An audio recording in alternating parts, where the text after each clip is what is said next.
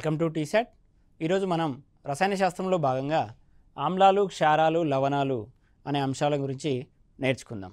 ఆమ్లాలు అనేటువంటివి సాధారణంగా రుచికి పుల్లగా ఉంటాయి. వీటినే మనం ఇంగ్లీష్లో యాసిడ్స్ అని పేర్కొనడం జరుగుతుంది. ఈ ఆమ్లాలు అనేటువంటివి నీలి లిట్మస్ కాగితాన్ని అంటే బ్లూ లిట్మస్ కాగితాన్ని మనకు తెలుసు. ఈ లిట్మస్ పేపర్ను లైకేన్ అనేటువంటి థాలోఫైటా వర్గానికి చెందినటువంటి వృక్ష విభాగం నుంచి తయారు చేస్తారు. ఈ లిట్మస్ పేపర్ అనేటువంటిది ఆమ్లాలకి మరియు క్షారాలకి భిన్నత్వాన్ని కలిగి ఉంటుంది. ఒకవేళ నీలి లిట్మస్ కాగితాన్ని కనుక ఆమ్లంలో ముంచినట్లయితే ఈ నీలి లిట్మస్ కాగితం అనేటువంటిది ఎరుపు రంగులోకి మారుతుంది. ఈ విధంగా ఏదైనా ఒక ద్రావణం నీలి లిట్మస్ కాగితాన్ని ఎరుపు రంగులోకి మార్చినట్లయితే అటువంటి ద్రావణం అనేటువంటిది ఆమ్ల లక్షణాన్ని కలిగి ఉందనే విషయాన్ని మనము అర్థం చేసుకోవాలి. అంటే యాసిడ్ని మనము గుర్తించాలి అని అంటే ఈ బ్లూ లిట్మస్ పేపర్ని మనం వాడతాం. బ్లూ లిట్మస్ పేపర్ని యాసిడ్లో డిప్ చేస్తే అది రెడ్ కలర్లో కనుక మారినట్లయితే ఇచ్చినటువంటి ద్రావణం అనేటువంటిది ఆమ్లంగా మనం గుర్తించవచ్చు. ఇది ఆమ్లాలని గుర్తించేటువంటి విధానం. బ్లూ లిట్మస్ పేపర్ని రెడ్ కలర్లోకి మార్చినట్లయితే దాన్ని మనం ఆమ్లమని పేర్కొనడం జరుగుతుంది. ఆమ్లాల యొక్క పీహెచ్ విలువలు అనేటువంటివి మనకు తెలుసు. పీహెచ్ అనేటువంటిది సొరెన్సన్ ప్రవేశపెట్టినటువంటి ఒక స్కేల్. దీన్ని ఆధారం చేసుకొని ఆమ్ల గుణాన్ని మరియు క్షార గుణాన్ని, ద్రావణాల యొక్క ఆమ్ల గుణాన్ని మరియు క్షార గుణాన్ని వివరించవచ్చును. ఆమ్లాల యొక్క పీహెచ్ విలువలు అనేటువంటివి 1 నుండి ఈ స్కేల్ పైన 1 నుండి 6 వరకు ఉంటాయి. అంటే pH స్కేల్ లోపల విలువలు అనేటువంటివి 1 నుండి 14 వరకు ఉంటాయి. 1 నుండి 6 కనుక విలువలు నమోదైనట్లయితే ఆ ద్రావణం యొక్క గుణాన్ని మనము ఆమ్ల గుణంగా వివరించవచ్చు. pH విలువలు అనేటువంటివి 1 నుండి 6 వరకు ఉంటాయనే విషయాన్ని గుర్తుంచుకోవాలి. ప్రధానంగా ఆమ్లాలు అనేటువంటివి అలోహ ఆక్సైడ్ల నుంచి ఏర్పడతాయి. అలోహ ఆక్సైడ్లు అంటే మనకి మూలకాలని మనం లోహాలు, అలోహాలుగా వర్గీకరిస్తాము. ఎప్పుడైతే అలోహాలు ఆక్సిజన్తో చర్యనొందుతాయో, ఇప్పుడు ఫర్ ఎగ్జాంపుల్ కార్బన్ అనేటువంటిది ఒక అలోహము, అదేవిధంగా సల్ఫర్ అనేటువంటిది ఒక అలోహము. ఈ కార్బన్ అనేటువంటిది ఆక్సిజన్తో చర్యనొందగా ఏర్పడేటువంటి ఆక్సైడ్నే మనము అలోహ ఆక్సైడ్ అంటాం. కార్బన్ అనేటువంటిది ఒక అలోహము. ఈ అలోహము ఆక్సిజన్తో చర్యనొందగా ఏర్పడేటువంటిది అలోహ ఆక్సైడ్. అదేవిధంగా సల్ఫర్ అనేటువంటిది ఒక అలోహము. ఈ సల్ఫర్ అనేటువంటిది నాన్ మెటల్ అనేటువంటిది ఆక్సిజన్తో చర్యనొందగా మనకు వచ్చేటువంటిది సల్ఫర్ డయాక్సైడ్. ఈ విధంగా కార్బన్ డయాక్సైడ్, సల్ఫర్ డయాక్సైడ్లని మనం అలోహ ఆక్సైడ్లు అని అంటాము. ఈ అలోహ ఆక్సైడ్ల నుంచి మనకు ఆమ్లాలు అనేటువంటివి ఏర్పడడం జరుగుతుంది. అంటే ఎప్పుడైతే ఈ అలోహ ఆక్సైడ్లు అనేటువంటివి వాటర్లో చర్యనొందుతాయో, ఈ అలోహ ఆక్సైడ్ అనేటువంటి ఎప్పుడైతే వాటర్లో చర్యనొందుతాయో, అలోహ ఆక్సైడ్ అనేటువంటి వాటర్తో కలిసిపోయి ఈ రకంగా H2CO3 అనేటువంటి రసాయనాన్ని ఏర్పరుస్తుంది. ఈ H2CO3నే మనము కార్బోనిక్ యాసిడ్ అని అంటాం. కార్బోనిక్ యాసిడ్ అని అంటాం. ఈ విధంగా అలోహ ఆక్సైడ్ల నుంచి ఏర్పడేటివే ఆమ్లాలు. అలోహ ఆక్సైడ్ అనేటువంటి కార్బన్ డైఆక్సైడ్ ఎప్పుడైతే నీటితో చర్యనొందుతుందో మనకు H2CO3 అనేటువంటి రసాయన సమ్మేళనం ఏర్పడుతుంది. ఈ H2CO3నే కార్బోనిక్ యాసిడ్ అని పేర్కొనడం జరుగుతుంది. ఈ కార్బోనిక్ యాసిడ్ అనేటువంటిది ఒక ఆమ్లానికి ఉదాహరణగా పేర్కొనవచ్చు. అదేవిధంగా ఇక్కడ సల్ఫర్ డయాక్సైడ్ అనేటువంటిది వచ్చింది. సల్ఫర్ డయాక్సైడ్ సల్ఫర్ ఆక్సిజన్తో చర్యనొందగా మనకు వచ్చింది. H2Oతో చర్యనొందగా మనకి 2 రకాల యాసిడ్స్ అనేటువంటివి ఏర్పడతాయి. ఒకటి H2SO3 కాగా మరొకటి H2SO4. ఈ విధంగా సల్ఫర్ డయాక్సైడ్ అనేటువంటిది వాటర్తో చర్యనొందగా H2SO3 లేదా H2SO4 అనేటువంటి రసాయనాలు ఏర్పడుతున్నాయి. చూడండి, ఇక్కడ H2SO3 పేరు సల్ఫ్యూరస్ యాసిడ్. H2SO3 పేరు సల్ఫ్యూరస్ యాసిడ్.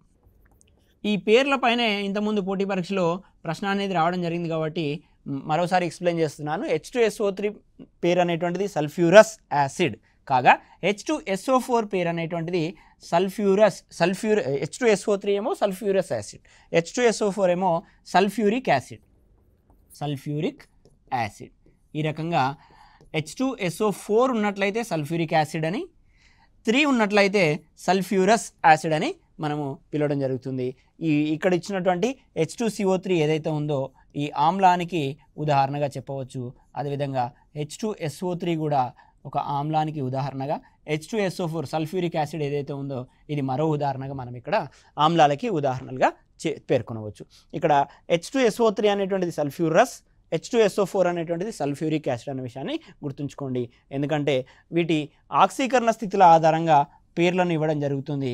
ఇక్కడ చూడండి, H2SO3 లోపల మనము సల్ఫర్ యొక్క ఆక్సీకరణ స్థితిని కనుగొనాలి అని అంటే మనకు సాధారణంగా ఇక్కడ రెండు హైడ్రోజన్ అణువులు అనేటువంటి రెండు హైడ్రోజన్ పరమాణువులు ఉన్నాయి, ఒక సల్ఫర్ పరమాణువు ఉంది. ఈ సల్ఫర్ పరమాణు యొక్క ఆక్సీకరణ స్థితిని నేను కనుగొనబోతున్నాను కాబట్టి దీన్ని X అని అనుకుంటున్నాను. అదేవిధంగా 3 ఆక్సిజన్ పరమాణువులు అనేటువంటివి ఉన్నాయి. ఈ విధంగా ఒక అణువులో ఉన్నటువంటి పరమాణువుల యొక్క ఆక్సీకరణ స్థితుల యొక్క మొత్తం అనేటువంటిది 0కు సమానంగా ఉంటుంది అనే అంశాన్ని ఆధారంగా చేసుకొని ఇక్కడ నాకు తెలియనటువంటి సల్ఫర్ యొక్క ఆక్సీకరణ స్థితిని కనుగొనబోతున్నాను. నాకు ఇక్కడ హైడ్రోజన్ యొక్క ఆక్సీకరణ స్థితి తెలుసు. హైడ్రోజన్ అనేటువంటి మొదటి గ్రూపుకు సంబంధించినటువంటి మూలకము కావున +1 ఆక్సీకరణ స్థితిని ప్రదర్శిస్తుంది. 2 × +1 + X + 3 × -2 ఆక్సిజన్ అనేటువంటిది -2 ఆక్సీకరణ స్థితిని ప్రదర్శిస్తుంది. -2 = 0. చూడండి, ఇక్కడ 2 × +1 +2 + X + -6 = 0. ఇక్కడ నుంచి నేను Xని కనుక కనుక్కుంటే X -6 అటువైపు పోతే +6 అవుతుంది. అదేవిధంగా +2 అటువైపు పోతే -2 అవుతుంది. X +4 అనేటువంటిది నాకు ఇక్కడ వస్తుంది.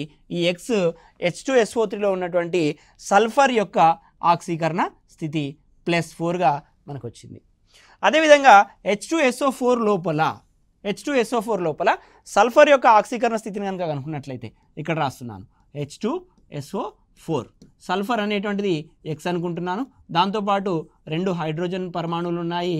2 హైడ్రోజన్ పరమాణువులు సల్ఫర్ పరమాణువుతో 4 ఆక్సిజన్ పరమాణువులు అనేటువంటివి ఉన్నాయి. వీటి యొక్క మొత్తం ఆక్సీకరణ స్థితుల సంఖ్య 0కి సమానంగా ఉండాలి అనే అంశాన్ని ఆధారం చేసుకొని తెలియనటువంటి సల్ఫర్ యొక్క ఆక్సీకరణ స్థితిని కనుగొంటున్నాను. 2 × +1 + X + 4 × ఆక్సిజన్ అనేటువంటిది -2 ఆక్సీకరణ స్థితిని ప్రదర్శిస్తుంది 0. సేమ్ అదేవిధంగా +2 + X +- అవుతుంది కాబట్టి 4 × 2 = 8 అవుతుంది.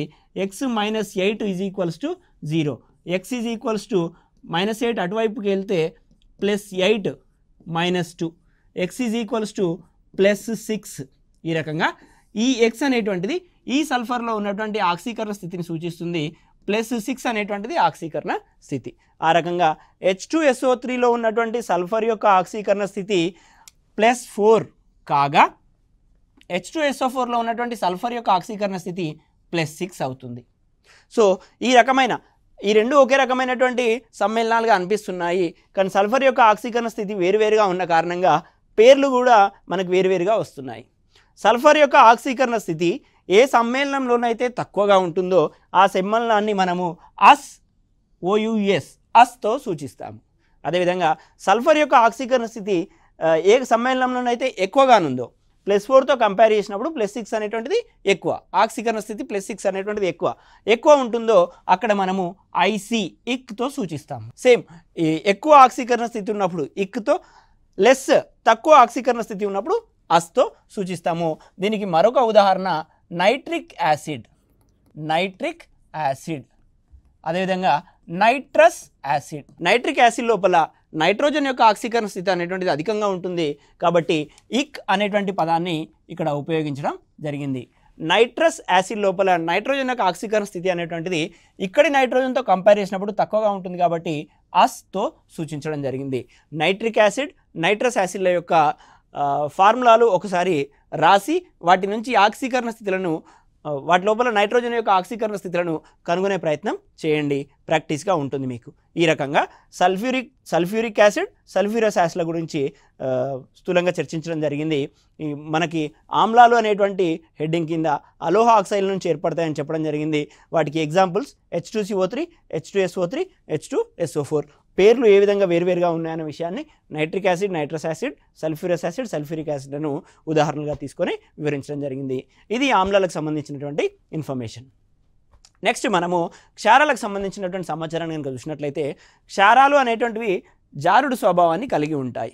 ఒకవేళ మనం ఇట్లా చేయితో టచ్ చేసి ఇలా అన్నట్లయితే జారుడు స్వభావాన్ని కలిగి ఉంటాయి. వీటిని గుర్తించడానికి ఈ స్వభావం ఉపయోగపడుతుంది. అదేవిధంగా ఈ క్షారాలు అనేటువంటివి ఎరుపు లిట్మస్ కాగితాన్ని, ఏదైతే రెడ్ లిట్మస్ పేపర్ ఉంటుందో ఆ రెడ్ లిట్మస్ పేపర్ని బ్లూ కలర్లోకి, నీలి రంగులోకి మారుస్తాయి. అక్కడేం చెప్పాం, యాసిడ్ అనేటువంటిది బ్లూ లిట్మస్ పేపర్ని రెడ్ కలర్లోకి మారుస్తుంది. అదేవిధంగా బేస్ అనేటువంటిది రెడ్ లిట్మస్ పేపర్ని బ్లూ కలర్లోకి మారుస్తుంది, బ్లూ లిట్మస్గా మారుస్తుంది. ఇంకో విధంగా చెప్పాలనంటే ఏ సబ్స్టాన్సెస్ అయితే అరిహీనియస్ theory of acids and basis నుంచి ఏ సబ్స్టాన్సెస్ అయితే, ఏ పదార్థాలు అయితే H+ అయాన్ని విడుదల చేస్తాయో వాటినే యాసిడ్ అని పేర్కొనడం జరుగుతుంది. అదేవిధంగా ఏ పదార్థాలు అయితే OH-1 అయాన్ని ఏర్పాటు చేస్తాయో అటువంటి పదార్థాలనే మనము బేసిస్ అని పేర్కొనడం జరుగుతుంది. ఏమంటున్నాం, అరిహీనియస్ ప్రకారం H+1ని అయాన్లని రిలీజ్ చేస్తే అది యాసిడ్ గాను, OH-1 అయాన్లని రిలీజ్ చేస్తే దాన్ని బేస్ గాను పరిగణించడం జరుగుతుంది. ఇంతకుముందు మనం తీసుకున్నటువంటి ఎగ్జాంపుల్స్ని ఆధారం చేసుకొని అరిహీనియస్ థియరీని పరిశీలిస్తే మనము H2SO4ని తీసుకున్నాము. దీని లోపల H+ అనేటువంటిది బయటకు వస్తుంది, ప్లస్ HSO4 అనేటువంటిది కూడా బయటకు వస్తుంది. HSO4-1 H+ అనేటువంటిది బయటకు వస్తుంది. సో ఈ విధంగా H+ అయాన్లను ఇస్తుంది కాబట్టి ఇది తీసుకున్నటువంటి సబ్స్టాన్స్ అనేటువంటిది యాసిడ్గా చెప్పవచ్చు. సో లిట్మస్ పేపర్ పరంగా బ్లూ నుంచి రెడ్గా మారితే యాసిడ్, రెడ్ని బ్లూగా మారుస్తే బేస్. సో ఎరుపు లిట్మస్ కాగితాన్ని నీలి రంగులోకి మారుస్తుందనే విషయాన్ని క్షారాలు తెలుసుకోవచ్చు. క్షారాల యొక్క pH విలువలు అనేటువంటి, ఆమ్లాల యొక్క pH విలువలు 1 నుండి 6గా నమోదైతే క్షారాల యొక్క pH విలువలు pH స్కేల్ పైన 8 నుండి 14 వరకు ఉంటాయి. 8 నుండి 14 వరకు ఉంటాయి. ఇవి ప్రధానంగా లోహ ఆక్సైడ్ల నుంచి ఏర్పడతాయి. ఆమ్లాలు అనేటువంటివి అలోహ ఆక్సైడ్ల నుంచి ఏర్పడితే క్షారాలు అనేటువంటివి లోహ ఆక్సైడ్ల నుంచి ఏర్పడతాయి. లోహ ఆక్సైడ్లు అనగా ఒక లోహము అనేటువంటిది ఆక్సిజన్తో చరణంగా ఏర్పడేటువంటి ఆక్సైడ్లనే లోహ ఆక్సైడ్లు అని అంటాము. నేను ఎగ్జాంపుల్గా లిథియంని తీసుకుంటున్నాను. లిథియం ఎప్పుడైతే ఆక్సిజన్తో చరణందుతుందో లిథియం ఆక్సైడ్ అనేటువంటి లోహ ఆక్సైడ్ ఏర్పడుతుంది. లిథియం అనేటువంటి మొదటి గ్రూపుకు చెందినటువంటి మూలకము, దీని లోహము అని పరిగణించడం జరుగుతుంది, లోహంగా పరిగణించడం జరుగుతుంది. లోహం plus oxygen gives rise to లోహ ఆక్సైడ్ LiO. అదేవిధంగా సోడియంని కూడా మరో ఉదాహరణగా తీసుకుంటున్నాను. సోడియం ఎప్పుడైతే ఆక్సిజన్తో చరణందుతుందో ఇక్కడ మనకి Na2O ఏర్పడుతుంది. ఇక్కడ కూడా 2 అమ్మ. ఇక్కడ లిథియం యొక్క ఆక్సీకరణ స్థితి +1, ఆక్సిజన్ యొక్క ఆక్సీకరణ స్థితి -2. ఆక్సిజన్కు ఉన్నటువంటి ఆక్సీకరణ స్థితి -2ని సంతులనం చేయాలంటే 2 లిథియం పరమాణువులు అనేటువంటి అవసరం కాబట్టి Li2Oగా తీసుకోవడం జరిగింది. ఇక్కడ ఆక్సిజన్ యొక్క ఆక్సీకరణ స్థితి -2, సోడియం యొక్క ఆక్సీకరణ స్థితి +1. ఎందుకంటే సోడియం అనేటువంటిది మొదటి గ్రూప్కి సంబంధించినటువంటి మూలకం +1 ఆక్సీకరణ స్థితిని ప్రదర్శిస్తుంది. ఈ -2 ఆక్సిజన్కు ఉన్నటువంటి -2 ఆక్సీకరణ స్థితిని సంతులనం చేయాలని అంటే 2 సోడియం పరమాణువులు అనేటువంటి అవసరము కాబట్టి Na2Oగా తీసుకోవడం జరిగింది.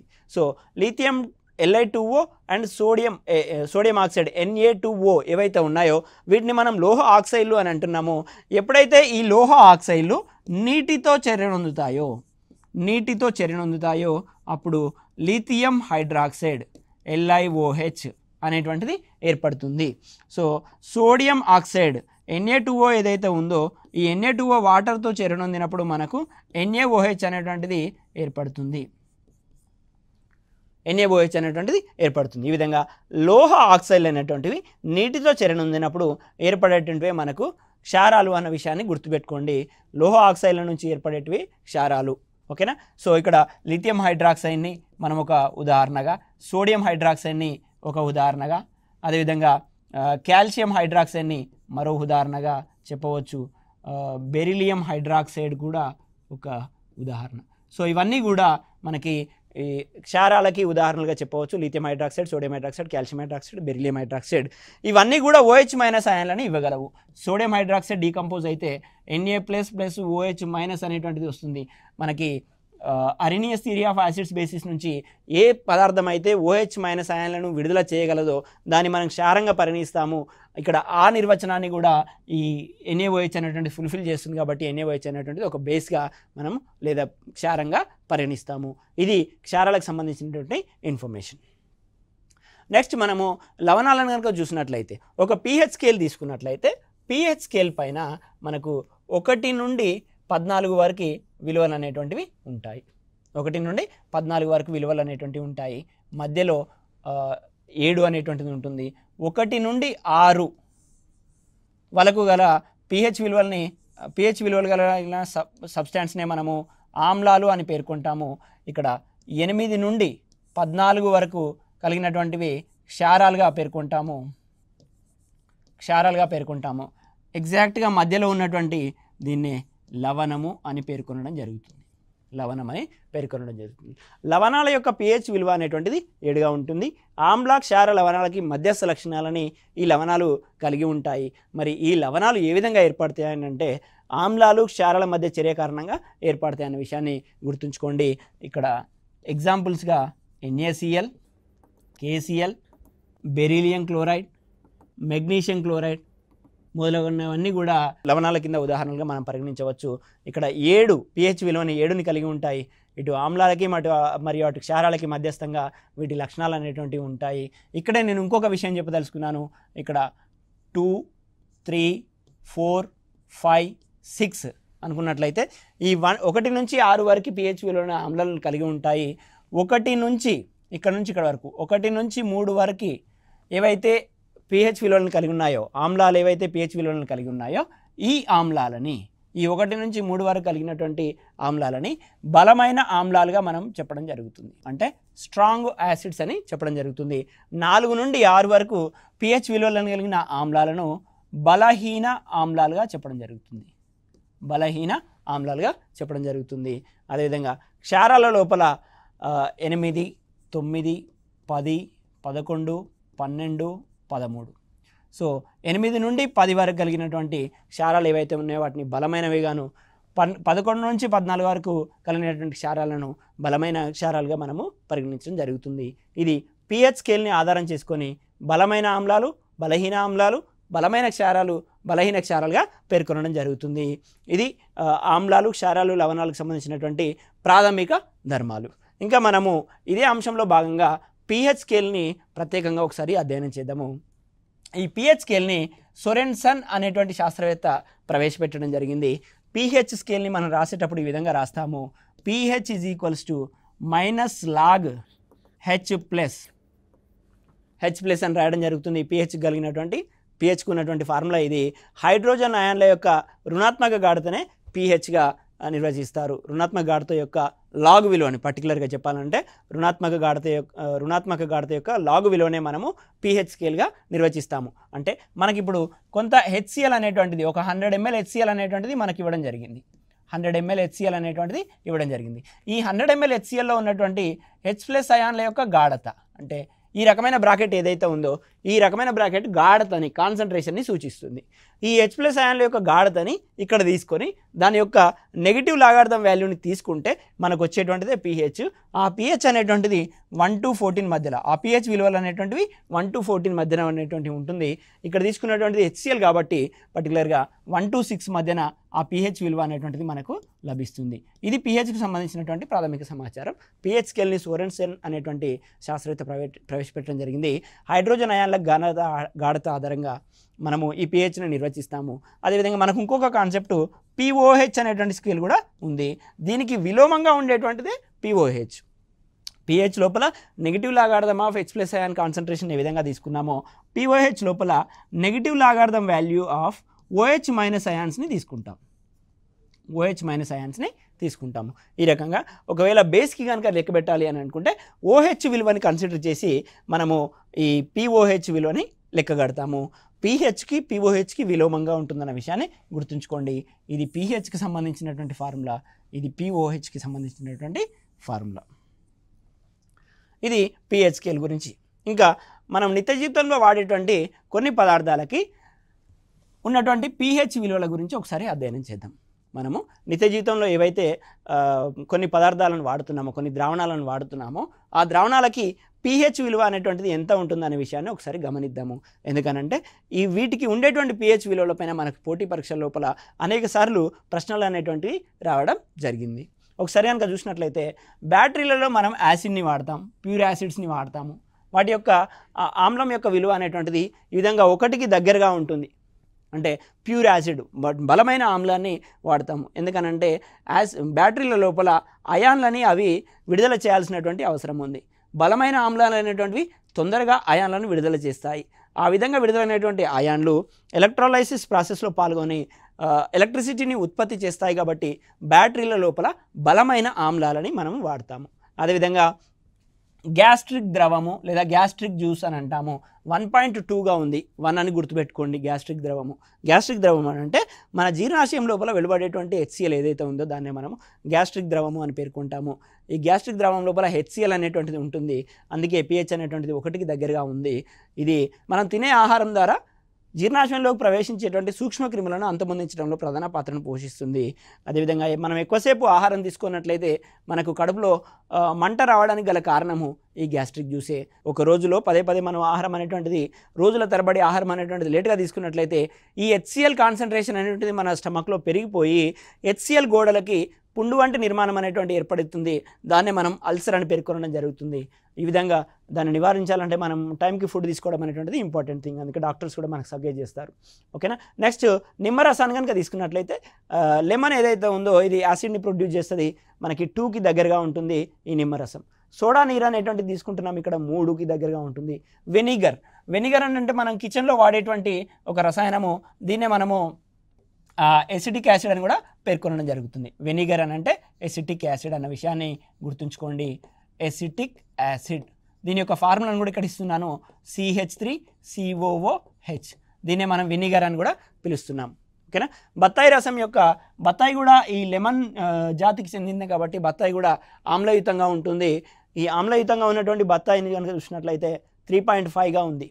బత్తాయి రసం యొక్క pH వాల్యూ అనేటువంటిది 3.5గా ఉంది. మనకు సి విటమిన్ అందించడానికి ఈ నిమ్మరసం, బత్తాయి రసం ఉపయోగపడుతుంది. సి విటమిన్ ఉత్పత్తి చెందాలి అని అంటే అక్కడ జరిగేటువంటి రసాయన చర్యలు అనేటువంటివి pH ఎప్పుడైతే తక్కువగా ఉంటుందో ఆ pH తక్కువగా ఉన్న పరిస్థితుల్లో మాత్రమే రసాయన చర్యలు జరిగి సి విటమిన్ ఉత్పత్తి జరుగుతుంది. కాబట్టి నిమ్మరసం మరియు బత్తాయి రసం యొక్క pH విలువలు ఆమ్లయుతంగా ఉంటాయి. అదేవిధంగా ఇక్కడ మనం బెవరేజ్గా తీసుకునేటువంటి బీర్ ఏదైతే ఉందో దాన్ని 4.5గా ఉంది. దాని యొక్క pH విలువ అనేటువంటిది 4.5గా ఉంది. కాఫీ కూడా, కాఫీలు అధికంగా తీసుకునే వాళ్ళలో ఎసిడిటీ అనేటువంటిది రావడం జరుగుతుంది. కాఫీ యొక్క ఆమ్లయుతం ఇక్కడ చూడండి 4.5గా ఉంది. గుడ్డులో తెల్ల సొన కూడా ఆమ్లయుతంగానే ఉంది. ఇక్కడ మనం తెలుసుకోవాల్సినటువంటి విషయం. స్వచ్ఛమైన వర్షం నీరు అనేటువంటిది 5.5గా ఉంది. 6కి కొంచెం లోపల 5 తర్వాత ఉంది కాబట్టి 5.5గా మనం దీన్ని తీసుకోవచ్చు. స్వచ్ఛమైన వర్షపు నీరు. తాజా స్వేదన జలము అంటే మనము డిస్టిల్డ్ వాటర్ అని పిలుస్తాము. మనం ల్యాబొరేటరీ లోపల డిస్టిల్డ్ వాటర్ అనేటువంటిది పిలుస్తాము. అది న్యూట్రల్గా ఉంటేనే మనకు రసాయన చర్యలు అనేటువంటివి కరెక్ట్గా జరిగేటువంటి అవకాశం ఉంటుంది. కాబట్టి ఈ తాజా స్వేదన జలం అంటే డిస్టిల్డ్ వాటర్. అన్ని అయాన్లను రిమూవ్ చేసిన తర్వాత ఉండేటువంటి వాటర్ ఏదైతే ఉందో దాన్ని మనం 7గా పేర్కొనడం జరుగుతుంది. ఈ స్వచ్ఛమైన వర్షపు నీరు 5.5 ఉంది కదా. ఒకవేళ కనుక గాలి లోపల కార్బన్ డైఆక్సైడ్ కావచ్చు, సల్ఫర్ డైఆక్సైడ్ కావచ్చు, మనం వీటిని పొల్యూటెంట్స్ అని పిలవడం జరుగుతుంది. ఈ పొల్యూటెంట్స్ యొక్క గాఢత పెరిగినప్పుడు గాలి లోపల ఈ వర్షం నీరు అనేటువంటిది ఈ సల్ఫర్ డైఆక్సైడ్, కార్బన్ డైఆక్సైడ్తో చేరినుంది. కార్బోనిక్ యాసిడ్ సల్ఫ్యూరిక్ యాసిడ్గా మార్పు చెంది వర్షం రూపంలో కిందికి రావడం జరుగుతుంది. దాన్నే మనము ఆమ్ల వర్షం అని పేర్కొనడం జరుగుతుంది. ఆమ్ల వర్షం కారణంగా అనేక అనర్థాలు అనేటువంటి జరుగుతుంది. మనకు సంబంధించి చర్మ వ్యాధులు రావడం జరుగుతుంది. మనకు ఉన్నటువంటి చారిత్రాత్మక కట్టడాలు అనేటువంటి తాజ్మహల్, చార్మినార్ వంటివి అవి రంగును కోల్పోవడం అనేటువంటిది జరుగుతుంది. సో ఆమ్ల వర్షాలు ఉన్నటువంటి దుష్ఫలితాలు. ఈ విధంగా స్వచ్ఛమైన వర్షం నీరు సాధారణంగా 5.5 కలిగి ఉంటుంది. 5.5 pHని కలిగి ఉంటుంది. ఈ పొల్యూటెంట్స్ కారణంగా దాని యొక్క pH విలువ అనేటువంటిది 5.5 కన్నా ఇంకా తగ్గిపోయి ఆమ్లం యొక్క గాఢత పెరిగేటువంటి అవకాశం ఉంది. దాన్నే మనం ఆమ్లవర్షంగా పేర్కొనడం జరుగుతుంది. ఇది తాజా స్వాదన జలము. పాలు అనేటువంటివి 6.5 కొద్దిగా ఆమ్లయుతంగా ఉన్నాయి. మనం రక్తం కనుక చూసుకున్నట్లయితే కొంత క్షారయుతంగా ఉంది, 7.5గా ఉంది. దీని యొక్క pH విలువ అనేటువంటిది 7.5గా ఉంది. సముద్రపు నీరు లవణాలతో కలిగి ఉంటుంది కాబట్టి 8గా ఉంది.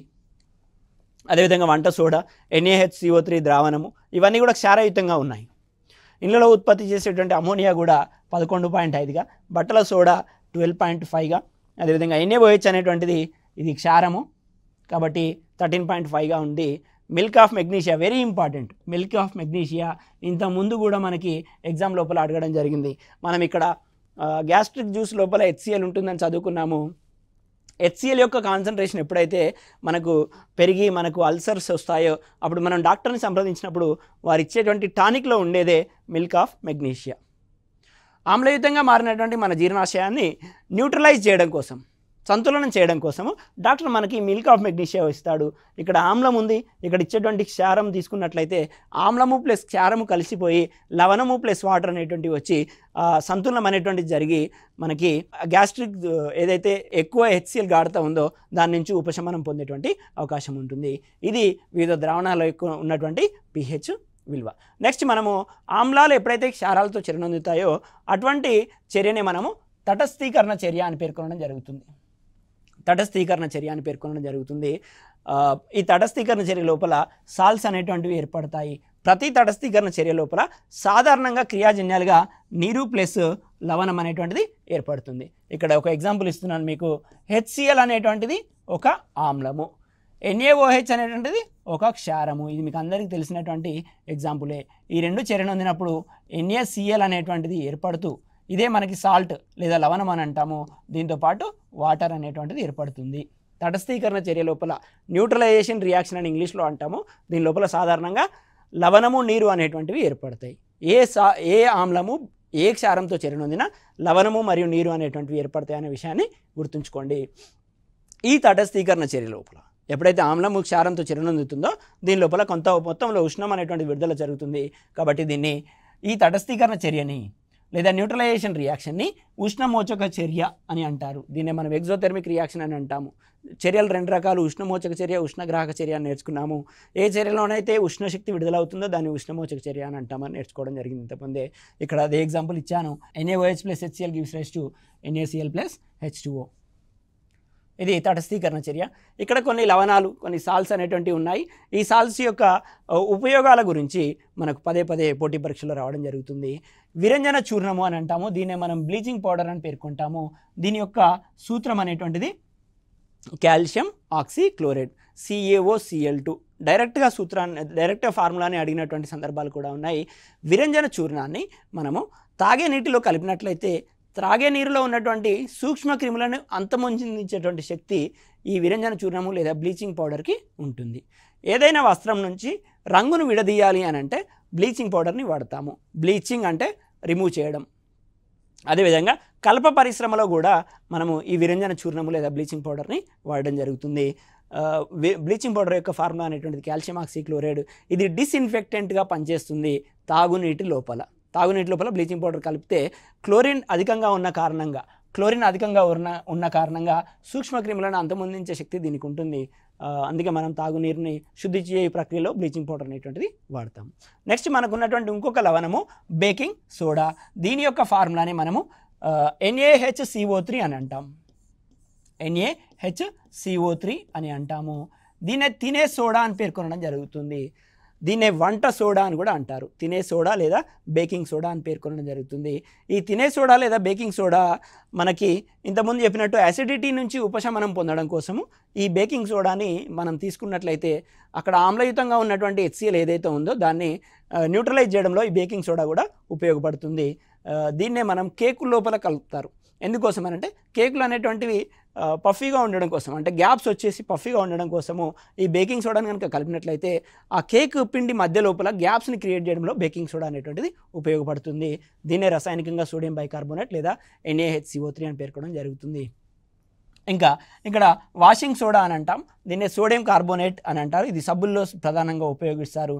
సోడియం కార్బోనేట్ యొక్క ఫార్ములా Na2CO3. ఈ క్రింది వానిలో వాషింగ్ సోడాని గుర్తించండి అని 3-4 రకాల ఫార్ములాలు అనేటువంటి ఇవ్వడం జరిగింది. జాగ్రత్తగా గుర్తుపట్టండి. Na2CO3 అనేటువంటిది washing soda, sodium carbonate. NaHCO3 అనేటువంటిది బేకింగ్ సోడా, దీన్నే తినే సోడా అని అంటాము. కేకులలో ఉపయోగిస్తాము. ఓకేనా. అదేవిధంగా నెక్స్ట్ మనకు ఉన్నటువంటి మరొక మనం సాధారణంగా ఉపయోగించిన లవణము ప్లాస్టర్ ఆఫ్ ప్యారిస్. దీని బొమ్మల తయారీలో పిఓపి అని అంటాం మనం. దీని బొమ్మల తయారీలో, ఫాల్ సీలింగ్ తయారీలో ఉపయోగిస్తాం ప్లాస్టర్ ఆఫ్ ప్యారిస్. దీని యొక్క ఫార్ములా కనుక చూసినట్లయితే calcium sulphate dot half H2O. Half H2O ఏ విధంగా ఉంటుందన్న విషయాన్ని మీరు పెద్దగా ఆలోచించాల్సిన అవసరం లేదు. ప్రతిసారి 2 కాల్షియం సల్ఫేట్లు అనేటువంటివి కలిసి ఉంటాయి. 2 కాల్షియం సల్ఫేట్లు అనేటువంటివి కలిసి ఉంటాయి. 2 కాల్షియం సల్ఫేట్లు కలిసి ఉన్నప్పుడు 1 H2O అనేటువంటిది ఉంటుంది. వాటి లోపల ఒక వాటర్ మోలిక్యూల్ అనేటువంటిది ఉంటుంది. సో ప్లాస్టర్ ఆఫ్ ప్యారిస్ అనేటువంటిది calcium sulphate dot half H2O అని సాధారణ ఫార్ములాగా గుర్తుంచుకోండి. నెక్స్ట్ జిప్సమ్ కనుక తీసుకున్నట్లయితే calcium sulphate dot 2H2O. Calcium sulphate dot 2H2O. ఇవి రెండు సేమ్ ఒకే రకమైనటువంటి ఫార్ములాగా కనిపిస్తున్నాయి, కానీ జాగ్రత్తగా గమనించండి. ఇక్కడ హాఫ్ H2O, ఇక్కడ 2H2O. ఈ జిప్సమ్ని వేడి చేస్తేనే మనకి ప్లాస్టర్ ఆఫ్ ప్యారిస్ అనేటువంటిది వస్తుంది. 1.5 నీటి అణువును కోల్పోయి మనకు ప్లాస్టర్ ఆఫ్ ప్యారిస్ అనేటువంటిది వస్తుంది. ఈ పర్టికులర్గా ఇక్కడ ఇచ్చినటువంటి 5 కాంపౌండ్స్ ఏవైతే ఉన్నాయో ఈ 5 కాంపౌండ్స్ నుండి అనేకసార్లు పోటీ పరీక్షలో ప్రశ్నలు రావడం జరిగింది. ఫార్ములాలను గుర్తించడము, ఉపయోగాల మీద ప్రశ్నలు రావడం జరిగింది. జాగ్రత్తగా మళ్ళీ ఒకసారి రివిజన్ చేసుకునే ప్రయత్నం చేయండి. ఇది మనకు మొత్తంగా ఆమ్లాలు, క్షారాలు, లవణాలకు సంబంధించినటువంటి ఇన్ఫర్మేషన్. మరి మనం క్లాస్లో ఇంకో కొత్త అంశంని నేర్చుకునే ప్రయత్నం చేద్దాం. Thank you one and all.